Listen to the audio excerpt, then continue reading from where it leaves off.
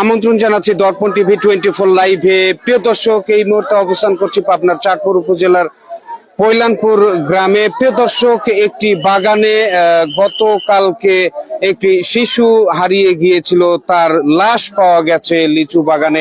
দর্শক, আমরা এই বিষয়ে জানার জন্য সরাসরি দর্পণ টিভির ক্যামেরা নিয়ে এখানে উপস্থিত হয়েছি। প্রিয় দর্শক, এখানে গ্রাম পুলিশ আফতাব উদ্দিন এখানে রয়েছেন। আমরা একটু কথা বলার চেষ্টা করি।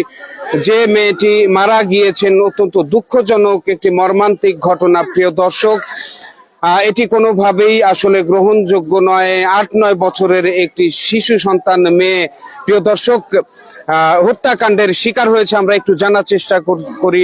আসসালামু আলাইকুম। আসসালামু আলাইকুম। যে ঘটনাটি ঘটেছে আমরা জানতে পেরে সরাসরি এখানে চলে এসেছি। কি ঘটনাটি ঘটেছিল আপনার জানা আছে? রাস্তা দিয়ে অফিসে যাচ্ছে, অফিসে যাওয়ার পরে যাচ্ছে ইতিমধ্যে একটা লোক এই পরিণপুর গ্রাম